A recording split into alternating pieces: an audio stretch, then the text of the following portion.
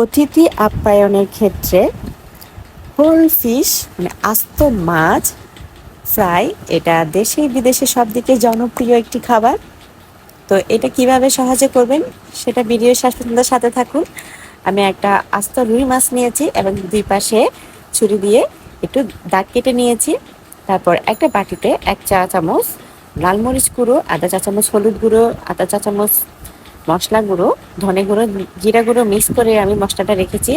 তারপর আধা চা চামচ চিনি, আধা চা চামচ লবণ, একসাথে আমি একটা ভিনেগার 1 চা চামচের মতো ভিনেগার দিয়ে মিক্স করছি। আমি কোনো পানি অ্যাড করছি না। তারপর সাথে একটু লেবুর রস নিয়েছি, লেবু রসটাও 1 চামচের মতো দিলে হচ্ছে। আরেকটা ম্যাজিক মশলা অ্যাড করেছি, এটা স্বাদটা আরও বাড়িয়ে দেয়। আপনারা চাইলে এটা স্কিপ করতে পারেন, এতেও কিন্তু মাছটা অনেক সুস্বাদু হয়। তারপর আমি হাত দিয়ে দুই পাশে এভাবে মিক্স করা মশলাটা লাগিয়ে দিচ্ছি মাছের গায়ে।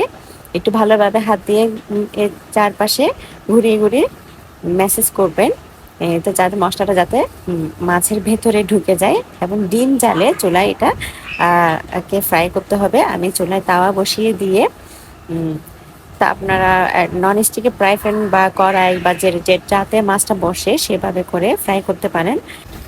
ডিম জালে একটু সময় নিয়ে ফ্রাই করবেন যাতে মাছের ভেতরে কাঁচা থেকে না যায়। আর লেটুস পাতা একটু সালাদ দিয়ে পরিবেশন করে মেহমানকে তাক লাগিয়ে দিতে পারেন।